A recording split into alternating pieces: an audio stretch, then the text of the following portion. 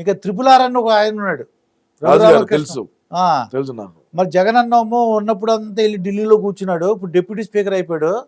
ఈయన అసెంబ్లీకి వెళ్ళటం మానేశాడు మా జగన్ అన్న. పాడు ఉం? పాడు అయ్యో. ఆ, ఇటు అయ్యన్న పాతుడు ఒక దిక్క, ఉం, ఈయన రఘురామకృష్ణరాజు డిప్యూటీ స్పీకర్ ఒక దిక్క. అవును.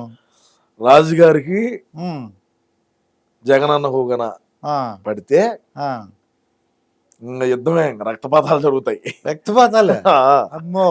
రాజుగారు మాటలతోనే శవల్లోంచి రక్తాలు వచ్చాడు నాకు తెలుసు, పర్సనల్ గా కూడా రాజుగారు నాకు బాగా తెలుసు. ఆ, మా పార్టీలో ఉండేవాడే కదా. ఉం, నాది మనస్తత్వం ఒకటే, ఆయనది ఒకటే. ఉం, మేమిద్దరం నిజాలు నిక్కర్సిగా మాట్లాడేటువంటి వాళ్ళమే. ఉం, అంటే ఆయన ఢిల్లీలో ఉండి రోజు ప్రెస్ మీట్ పెడతా ఉన్నాడు. ఉం, నేను నా వీడియోల ముఖంగా నేను రోజు ప్రజలకు దగ్గరగా నేను చేస్తా ఉన్నా. ఉం, రాజుగారు ఖచ్చితంగా, నేను అప్పుడే చెప్పిన రాజుగారికి, నేను టీవీ డిబేట్ లో కూర్చొని ఉం, ఎన్నికల సమయం రోజు, ఉం, రాజుగారు మీరు స్పీకర్ అవుతారు.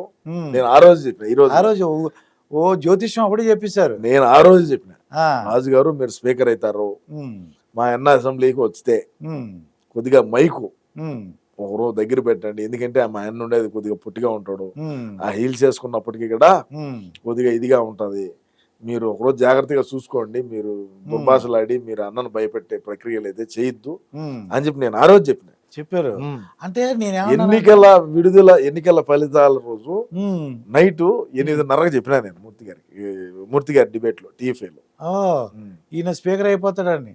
అది మొత్తానికి స్పీకర్ అంటే డిప్యూటీ స్పీకర్ అనే సరే, ఎటన్నా స్పీకర్ పదవులు అయితే కూర్చున్నాడు కదా, సభాపతిగా అయితే కూర్చున్నాడు కదా, అవును. మరి స్పీకర్ అయినాడా, ఇప్పుడు డిప్యూటీ స్పీకర్ అయినాడా అనేది పక్కన పెడితే, అవును. స్పీకర్ సభాపతి ఆ స్థానంలో హోదాలో కూర్చున్నాడు. ఆ స్థానంలో కూర్చున్నాడా లేదా అనేది.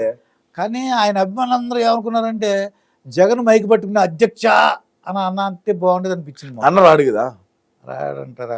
అన్న రాడు, కుదరదు.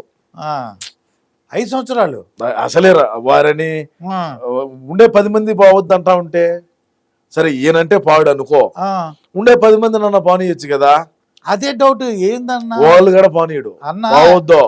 ఏయ్ ఎందుకు పోతారు మీరు, ఉమ్, బావద్దు అంతే. అన్న చెప్పిందే సుప్రీం. అవును.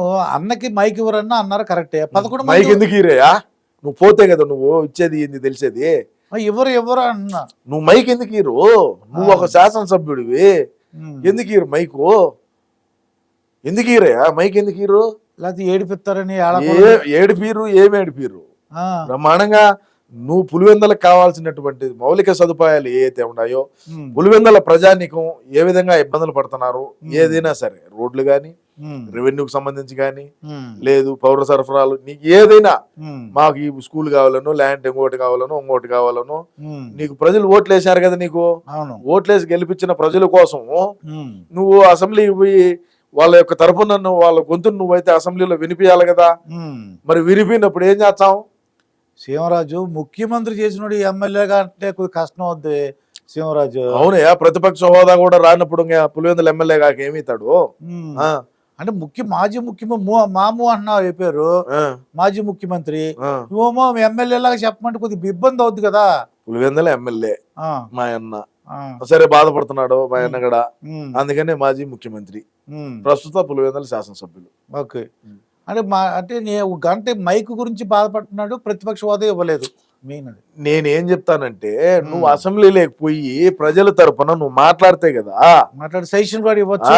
మనం ఇదో రాష్ట్ర ప్రజానికానికి ఈ విధంగా చేద్దాం, ఇదో ఇది చేద్దాం, ఇది తప్పు, మీరు తీసుకున్నటువంటి నిర్ణయం, ఈ నిర్ణయానికి సంబంధించి ఇదో ఈ విధంగా చేయండి, దీన్ని కలపండి, లేదు దీన్ని తీసేయండి.